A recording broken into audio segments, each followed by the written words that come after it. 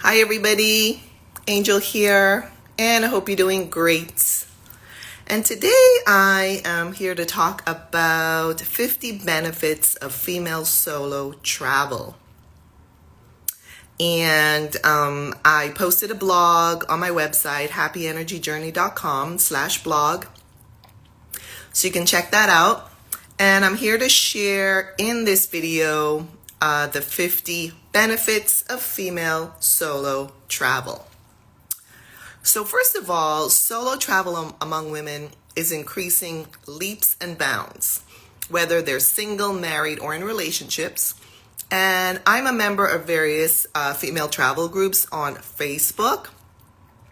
And in the blog, I provide a link to 10 really helpful female travel groups on Facebook, so you can check that out as well. And in these groups, I see a huge number of women from all over the world sharing insights, questions, and experiences about traveling solo. Now, the statistics show that 72% of American women are traveling alone, and it has been found that females outnumber males when it comes to solo travel among older adults. Rhodes Scholar reports that 85% of their solo travelers are women. And there is a 2019 non-gender specific study that found that 76% of travelers have gone on a solo trip or were considering going. And among women, the interest in solo travel is growing rapidly. So if you're ready to jump in and start solo traveling as a woman, then this blog is for you. Now, I want to be clear that solo travel doesn't mean that you will be alone all the time. It just means basically that you are embarking upon a trip on which you don't know anyone already. So you're not leaving home with someone you know, you're not going back home with someone you know. However, the beautiful thing is that you just might meet some really great people on your trip as well. So, if you're still on the fence and unsure whether solo travel is for you, then you might want to consider these 50 benefits, and then perhaps you will feel ready to take that leap of faith and book your solo trip. So, I'm sharing my top benefits here, 50 top benefits, so let's get started. Number 1, you can travel solo when you want to travel and you have nobody to go with. And that's a common experience I've seen with people in different groups where they just don't have anyone to go with. So they end up going solo. Number 2, you want to choose some alone time and me time to recharge away from people whom you know. And that's another common theme that I see where people are having a really hard time in their lives, and so they want some alone time and me time. So they go on a solo trip. Number 3, you get to know yourself through time on your own, as there will be fewer distractions that take your attention away from focusing on yourself. Number 4, you learn to love yourself by getting to know yourself through time on your own and in new surroundings. Number 5, you honor your own desires and preferences on your trips instead of putting your own needs to the side to please others. And that happens a lot, and I see that a lot in the conversations as well. Number 6, you lavish yourself with the kind of trip that you want to have, rather than the kind of trip that others want you to have. That's another common one as well. Where people basically want to do their own thing, and so they want to treat themselves to a beautiful trip. Number 7, you can set your own schedule and go at your own pace without interference from others. Number 8, you get to fulfill lifelong goals and dreams of visiting places that you've always wanted to explore, yet you had not done so previously due to obligations, relationships, expectations, etc. Number 9, you learn to conquer the fear of being alone by becoming more comfortable with yourself. This fear of being alone is a huge barrier that I've seen among women. the beautiful thing is that the more you spend time alone, the more that fear will disappear and dissipate and be reduced. So that is a beautiful benefit as well. Because why would you want to be afraid of your own self? I mean, that just makes no sense. So it's going to take some time for some people, but it's a beautiful benefit. Number 10, you learn to be afraid and do it anyway by taking action. Like the saying goes, just do it and do it afraid. And again, that is a very common feeling or expression that I see where people are afraid to go on a trip by themselves. Number 11, you get to exercise your autonomy and assert your independence by making decisions on your own, rather than being coerced and influenced by outside interference and expectations. Because you probably have enough of that in your everyday life anyway. Number 12, you build self-confidence by proving to yourself and others that you are capable of dealing with new and unexpected situations. Number 13, you gain knowledge by learning about new cultures, customs, and countries on your own without the distraction of limiting your attention to your travel companions. Number 14, you build self-worth, that you are worthy of the investment of time, money, and energy to take trips that nurture you and your personal interests. Number 15, you learn to be more courageous by dealing with new and unexpected situations. Number 16, you learn to manage your anxiety and fear by stepping outside of your comfort zone and expanding your horizons. Like maybe you'll go ziplining or surfing, like I did, which were both way out of my comfort zone, rather than remaining stuck in a rut of a repetitive cycle of day-to-day life. Number 17, you learn new languages by visiting countries where other languages are spoken. Number 18, you learn new expressions in your own language. For example, if you are an English speaker or a Spanish speaker, you can learn local expressions in your own language in countries where, let's say, English or Spanish are also spoken. And that's a really cool benefit as well, to learn new expressions. That can be very meaningful to you. Number 19, you learn new life skills that are far too many and far too nuanced to list here. And these new life skills will be specifically suited to you on your life journey. Number 20, you learn more awareness that you perhaps would not have if you are with others on a trip, upon whom you rely to stay aware of your surroundings on your behalf for your safety. Number 21, you can explore and honor your own likes and dislikes without feeling the need to compromise through the influence of others traveling with you. Number 22, you learn more about your own resilience when faced with challenging situations.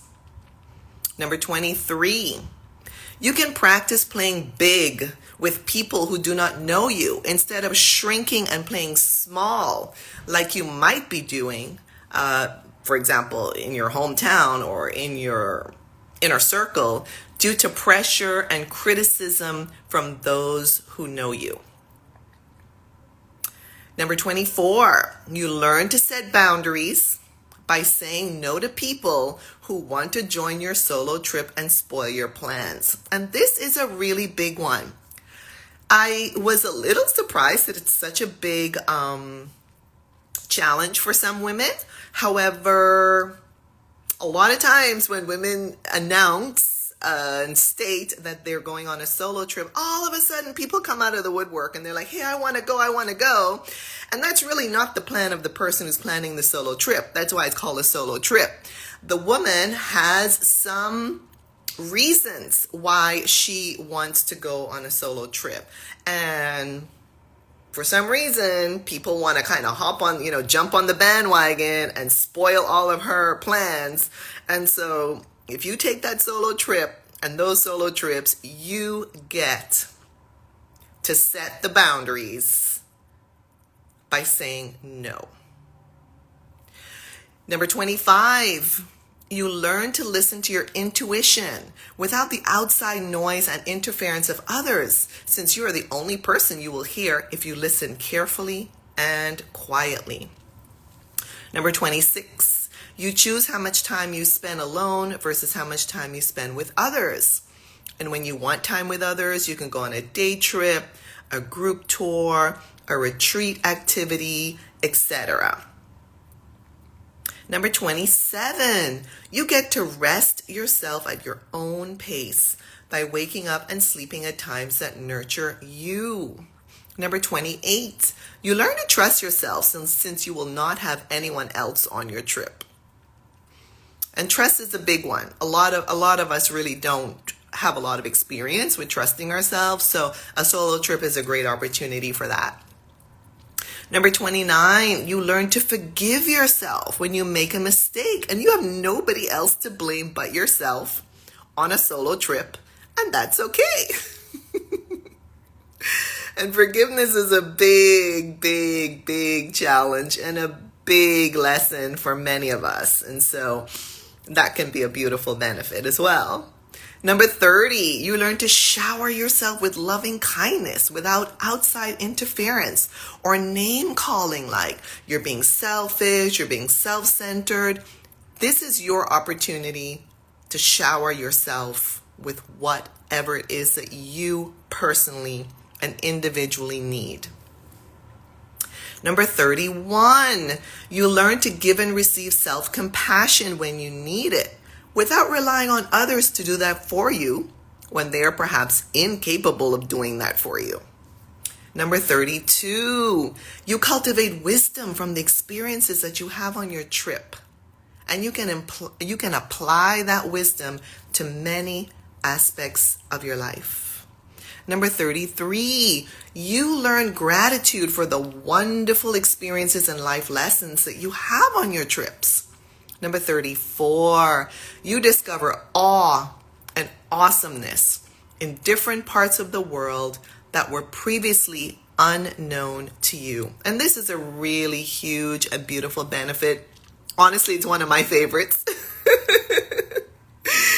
To discover awesome places that have a lasting impact on me.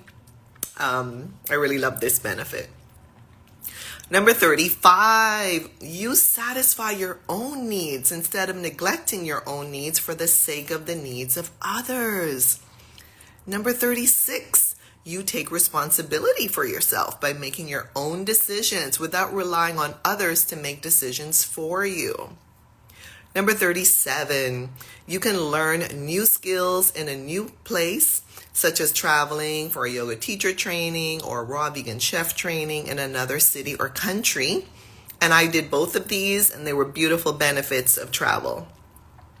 Number 38, you broaden your perspectives by meeting new people with new ideas, lifestyles, cultures, and customs. And that is also a beautiful benefit. Rather than staying stuck in our old, stagnant, and stale thought patterns, it's just beautiful to broaden our perspective and our thoughts and ideas by taking in some of those thoughts and ideas from others. Number 39, you discover new foods that you may not have tried if you were traveling with others who are not as open to exploring as you are. And I've been super lucky to experiment and to consume and enjoy lots of beautifully yummy vegan food all over the world.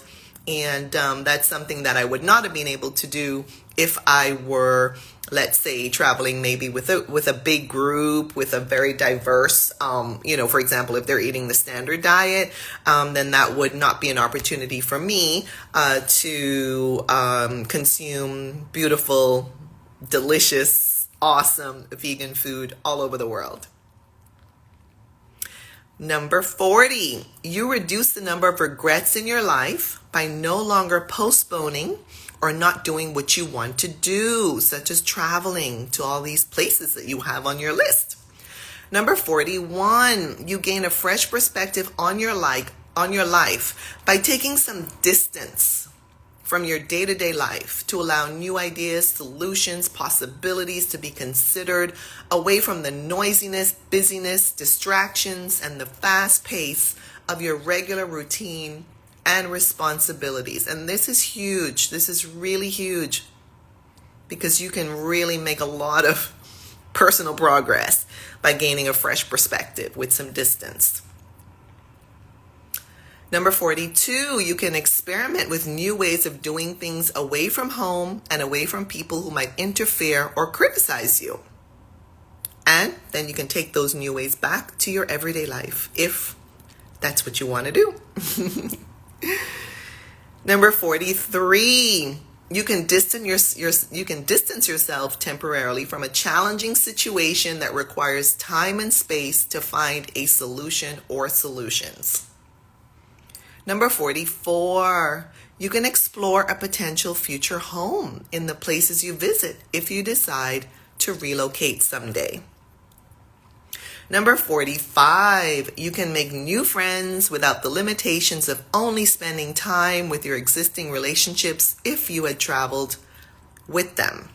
So that's another thing. Like when you're traveling with people you know, we typically stay with the people we're traveling with. And so we don't venture out and make new relationships and new friendships.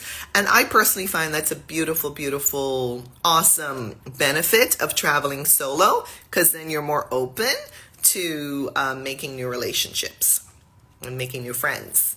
Number 46, you become an example to hush, shush, quash, quell, and quiet the naysayers who tell women, don't go, and wait to go with someone, and all sorts of other discouraging remarks, by being an inspiration for other women who are afraid to travel solo.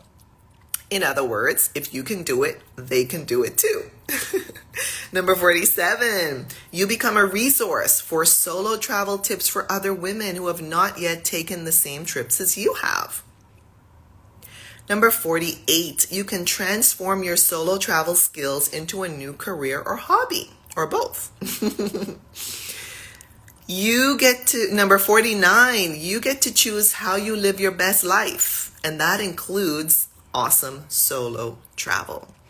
And number 50, you gain all of the above mentioned benefits and so much more that you can then apply to your everyday life skills and experiences to create an even more magical life for yourself. Now, I did also write another blog, and I also shared a video on how to travel safely as a female, and that's also super important.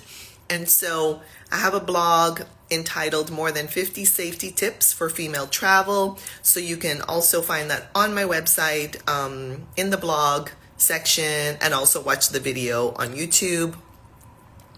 So let me know your thoughts, please, about the benefits of female solo travel that I have shared here. And I'd also really enjoy hearing about the benefits that you have discovered along your solo trips. And I wish you happy travels. And, if you have any questions or comments or concerns, please leave me a comment or contact me directly, and I'd be super happy to chat with you. And so meanwhile, I wish you a beautiful rest of your day wherever you are in the world, and happy travels, everyone. Take care. Bye-bye.